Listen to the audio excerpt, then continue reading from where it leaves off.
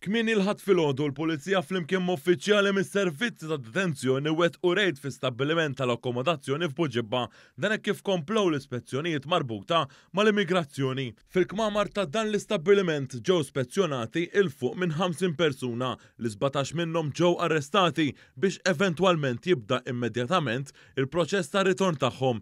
Il-persuni se jkunu ritornati huma mis-Sirja, mill-Pakistan, mill-Eġittu u mill-Ghana. L-investigazzjonijiet brabta ma' dan il-każ se jkomplu.